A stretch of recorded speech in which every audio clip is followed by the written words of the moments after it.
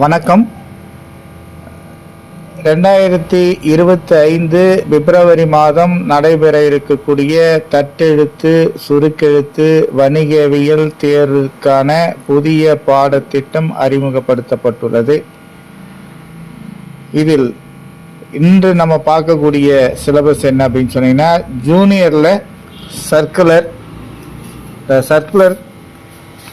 அதுக்கு அடுத்தது தமிழ் இங்கிலீஷ் ரெண்டுமே ஜூனியரில் புது சிலபஸ். ஏற்கனவே இருந்த கவர்மெண்ட் ஆஃப் தமிழ்நாடு அப்படின்னு சொல்லக்கூடிய அந்த லெட்டரை எடுத்தாச்சு. ஜூனியரில் government of Tamil Nadu government order அப்படின்னு சொல்லுவாங்க. கவர்மெண்ட் ஆர்டரை எடுத்தாச்சு ஜூனியரில். நல்லா ஞாபகம் வச்சுங்க, ஏன்னா பழைய மாதிரி அதே ஃபாலோ பண்ணிட்டு இருக்க போகிறீங்க. கவர்மெண்ட் ஆர்டர் எடுத்தாச்சு.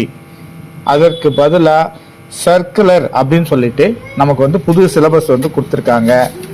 ஆங்கிலத்தில் சர்க்குலர், தமிழில் சுற்றறிக்கை அப்படிங்கிற மாதிரி படிவம் டோட் வெப்சைட்டில் தந்திருக்காங்க.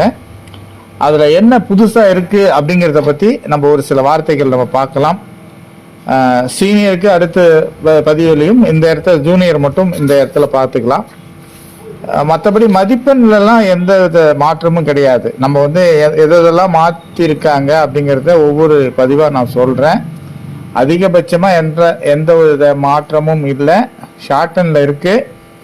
அப்புறம் ஜூனியர் சீனியரில் பாடத்திட்டம் மாற்றம் இருக்குது.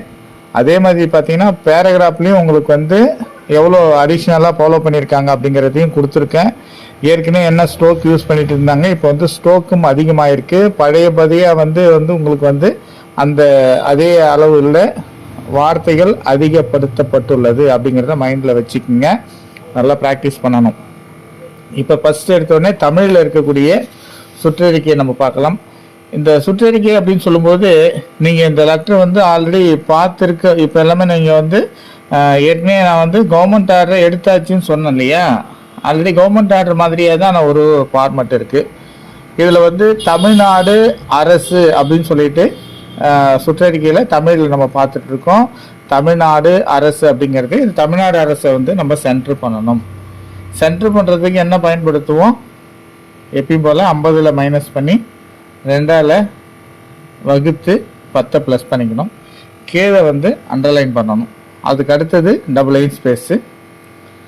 எந்தெந்த டிபார்ட்மெண்ட்டுக்கு நமக்கு இந்த மெசேஜ் போகுமோ அந்தந்த டிபார்ட்மெண்ட்டுக்கான நேம் வருவாய்த்துறை அப்படின்னு சொல்லிட்டு இருக்குது. வருவாய்த்துறை. இதுக்கு நகலை எண் அப்படின்னு சொல்லி நான் அப்படியே ஃபுல் ஸ்டாப்பு, அதுக்கப்புறம் ஒரு ஸ்பேஸு எண்ணு, அதுக்கப்புறம் என்ன நம்பர் கொடுத்துருக்காங்களோ அதை 10லேயே வச்சு அடிச்சிக்க வேண்டியதுதான். அதுக்கு அடுத்தது ரைட் ஹேண்ட் சைடில் பார்த்தீங்க அப்படின்னு சொன்னீங்கன்னா, எழிலகம் சேப்பாக்கம் சென்னை 6,05,000 போட்டுருக்காங்க. October 10 October 2023. இதில் எது ஹையஸ்டாக இருக்கோ அதை என்ன பண்ணணும், 60ல் மைனஸ் பண்ணி போட்டுக்கணும். அவ்வளோதான். அதுக்கப்புறம் சுற்றறிக்கையை பொறுத்த வரைக்கும் சுற்றறிக்கை சென்டர் பண்ணிக்கோங்க.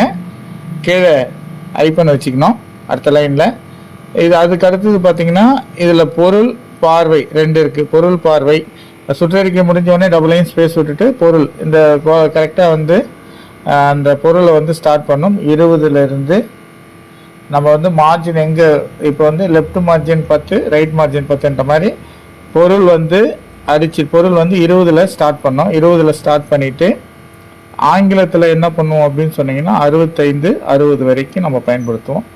இது 50 55 வரைக்கும் நம்ம இதை பயன்படுத்திக்கலாம். 50லேருந்து 55 வரைக்கும் ப்ளஸ் ஆர் மைனஸ் அப்படி போய்க்கலாம். பொருள் முடிஞ்ச உடனே டபுள் லைன் ஸ்பேஸு. பார்வை முடிஞ்ச உடனே 5 ஐப்பனை நம்ம அடிக்கணும். 5 ஐப்பன் அல்லது 6 ஒன்றும் பிரச்சனை கிடையாது. அதுக்கு அடுத்தது பேராகிராஃபு. ஃபஸ்ட்டு பேராகிராஃபுக்கு இதில் பார்த்தீங்க அப்படின்னு சொன்னீங்கன்னா ஒரு சின்ன சர்க்குலரில் ஒரு சின்ன இது இருக்குது. நீங்கள் பேராகிராஃபில் ஃபஸ்ட்டு பேராகிராஃபுக்கு நம்பர் கிடையாது, செகண்ட் பேராகிராஃபுக்கு நம்பர் உண்டு.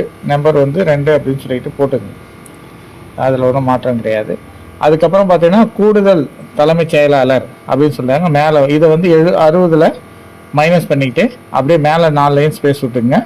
அதுக்கப்புறம் கூடுதல் தலைமைச் செயலாளர் போட்டவுடனே டபுள் லைன் ஸ்பேஸ் விட்டுட்டு பெறுநர், அதுக்கப்புறம் அனைத்து மாவட்ட ஆட்சியர் அவர்கள் அப்படின்னு சொல்லிட்டு. தமிழை பொறுத்த வரைக்கும் இவ்வளோ தான். தமிழில் இது தான். இதில் பார்த்தீங்கன்னா அடுத்தது ஆங்கிலத்தில் சர்க்குலர். இது ராயல் சைக்கிள் மேனுஃபேக்சரிங் கம்பெனி. இதையும் சென்டர் பண்ணணும். சென்டர் பண்ணணும் எப்படி பண்ணுவீங்க, இதில் 60 மைனஸ் பண்ணி 2ஆல் டிவைட் பண்ணி 10 ஆட் பண்ணிக்கணும். உங்களுக்கு வந்து 60 மைனஸ் பண்ணி 2ஆல் டிவைட் பண்ணி 10 ஆட் பண்ணிங்க. மேலே இருக்கக்கூடியது கம்பல்சரி கேபிட்டல் லெட்டரில் தான் அடிக்கணும். அதுக்கப்புறம் டபுள் லைன் ஸ்பேஸு. கீழே இருக்கக்கூடியது தேவையான இடத்த கேபிட்டல் லெட்டர் ஸ்மால் லெட்டர் நீங்கள் யூஸ் பண்ணிக்கலாம். அதுக்கடுத்தது பார்த்தீங்கன்னா அப்படின்னு சொன்னீங்கன்னா லெஃப்ட் சைடில் நமக்கு வந்து கொடுத்துருக்கக்கூடியது என்ன அப்படின்னு சொன்னீங்கன்னா இந்த பேர் கொடுத்துருக்காங்க 10ல் வச்சு அடிக்கிங்க. ஜென்ரல் மேனேஜர் 10ல் வச்சு அடிச்சிங்க. அது வந்து 10, இது எல்லாமே 10.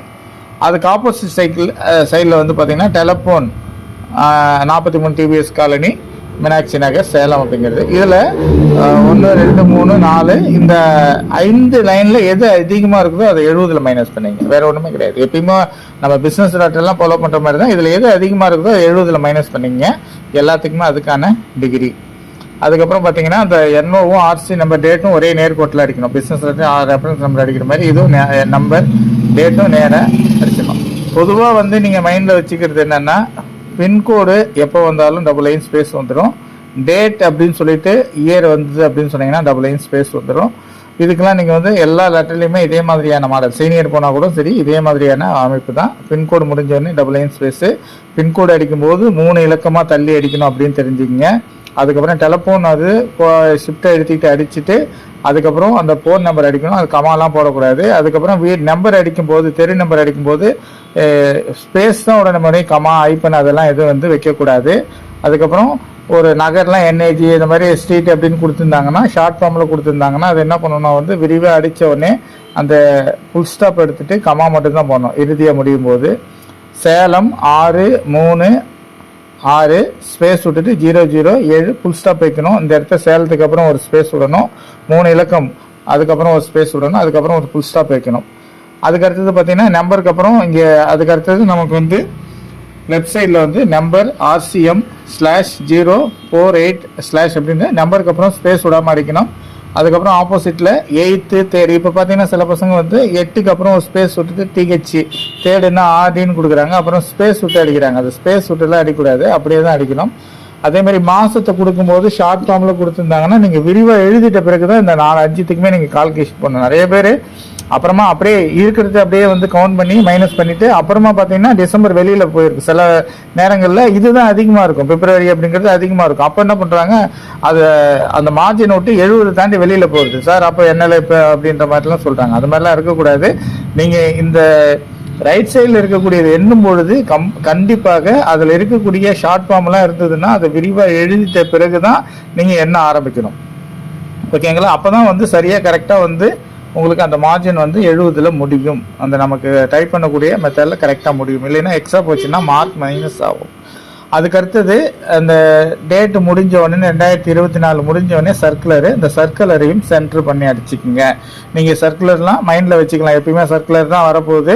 அந்த சர்க்குலருக்கு என்ன பெல்லிங் அப்படின்னு சொல்லிட்டு கவுண்ட் பண்ணிவிட்டு அதை 60ல் மைனஸ் பண்ணி 2ஆல் வகுத்து 10 கூட்டிக்கிட்டு அதை எப்பயுமே அதை மறக்காமல் மைண்டில் வச்சுட்டிங்க இருந்தீங்கன்னா உங்களுக்கு டைம் வேஸ்ட் ஆகாது. அதுக்கடுத்தது சப்ஜெக்ட்டுக்கு அப்புறம் அதை அடிச்சுட்டு சப்ஜெக்ட் வந்து 20 to 60 65 வரைக்கும் நீங்கள் அடிக்கலாம். அதுக்கடுத்தது அந்த கோட்டு துண்டு எத்தனை இதையும் இந்த கோட்டு துண்டையும் நீங்கள் வந்து மைண்டில் வச்சுக்கிட்டு ஒவ்வொரு முறையும் எண்ணிட்டே ஒவ்வொரு முறையும் நீங்கள் மனப்பாடம் பண்ணிட்டு அதை கால்குலேஷன் பண்ண தேவையில்லை. நீங்கள் மைண்டில் வச்சுட்டாலே போதும். 5 அல்லது 6 வச்சு 38 நீங்கள் 37 2த்தில் எது வேணுமாலும் நீங்கள் அடிச்சிக்கலாம். அதுக்கப்புறம் ஃபஸ்ட்டு பேராகிராஃபுக்கு நம்பர் கிடையாது, அடுத்த பேராகிராஃபுக்கு நம்பர் உண்டு. இதில் ஏற்கனவே வந்த சிம்பிள்ஸ்லாம் என்னவோ அதே சிம்பிள்ஸ் தான். சிம்பிள்ஸ்லாம் எதுவும் மாற்றம் கிடையாது. சிம்பிள்ஸ்லாம் அதே சிம்பிள்ஸ் தான்.